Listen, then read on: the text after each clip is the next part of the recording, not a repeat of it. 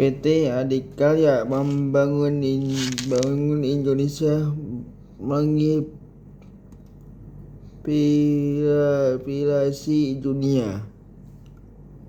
Skrip.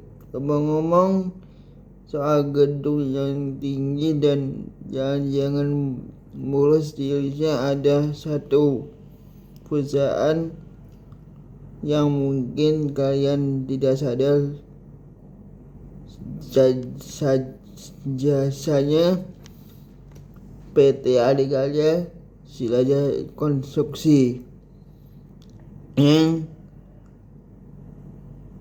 sudah membangun Indonesia sejak zaman Orde Baru. Dan percaya tidak percaya, awal ceritanya bikin giring kepala. Zaman Batu 1960 sampai 1970.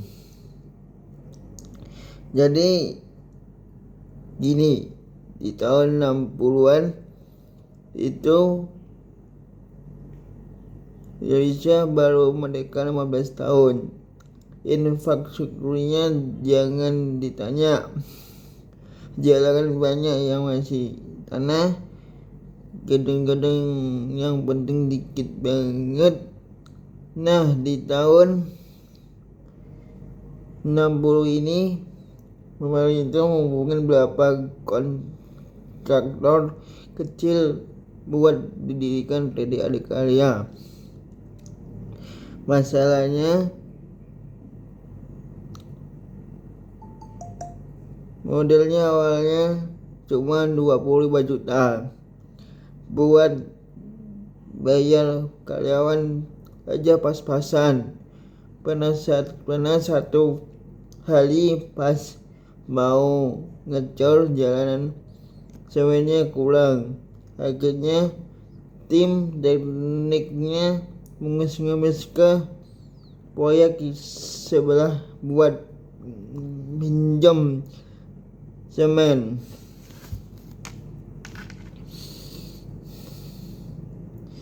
Pengen perusahaan BUMN ngemis gitu. Fun fact, proyek pertama mereka itu Jalaya Jawa Tengah yang panjangnya cuma 5 km. Sekarang mereka bikin jalan tol Trans Jawa sepanjang 1000 km lebih. Masa susah-susah senang 1970 sampai 90. Nah, di tahun 70-an itu menjadi Adikarya mulai dikasih proyek gede-gedean. Tapi masalahnya baru muncul alat beratnya kurang canggih. Benar pas bangun jembatannya alat bolnya yang jadul banget, sampai harus nyebur manual sampai pakai tenaga manusia. Kerjanya tuh 24 jam dan shift ganti-gantian. Tapi justru di era ini mereka menemui jurusan andalan timur membangun timur.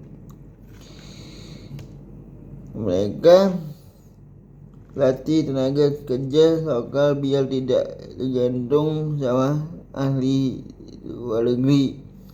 Jurus ini yang bikin mereka latih tenaga kerja bisa membangun Bandara Hasanuddin di Makassar tahun 1975 dengan biaya murah tapi kualitas oke. Fun fact, waktu membangun PLTA di Sulawesi, tim Adikarya harus naik turun gunung bawah peralatan manual karena jalannya belum ada. Bayangin bawa mesin bor naik turun bukit.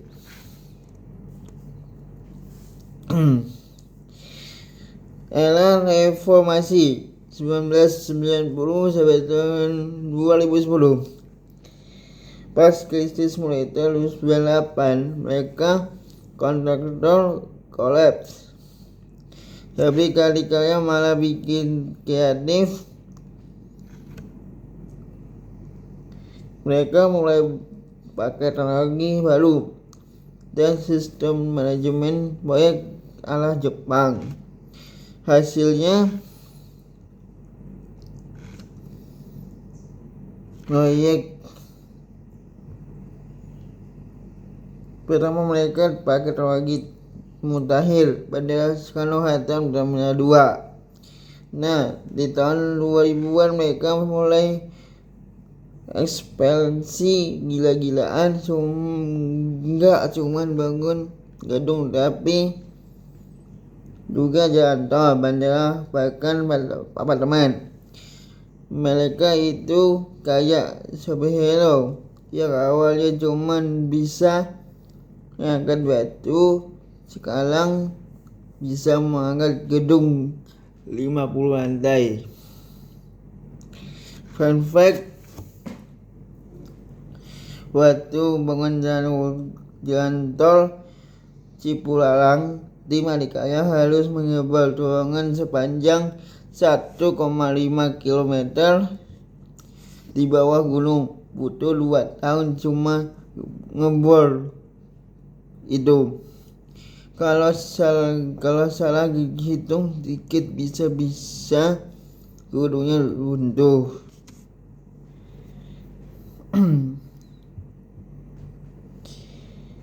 Zaman now 2010 dan sekarang, kita adikaya sudah jadi raksasa. Mereka bangun MRT Jakarta yang bikin kebanggaan kita semua.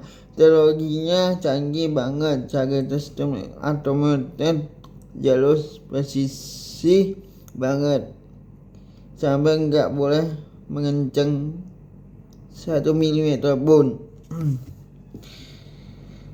Tapi yang paling keren itu komitmen mereka yang buat rumah lingkungan pas bangun apartemen.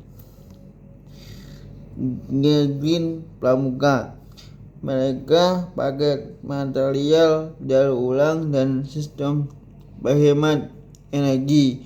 Bahkan sekarang punya divisi khusus buat konstruksi hijau. Fun fact, tiang ancang MRT Jakarta itu ada dalamnya 60 meter. Kalau berdiri lebih tinggi dari Monas, bayangin tuh kekuatan tilamnya. Legacy dan fitur, dan perusahaan kecil mulai model 25 juta sekarang adikanya mudah memegang aset 50 triliun lebih. Tapi mereka tidak berhenti di situ. Mereka sedang menggarap proyek kereta api cepat Jakarta Bandung dan banyak proyek strategis lainnya.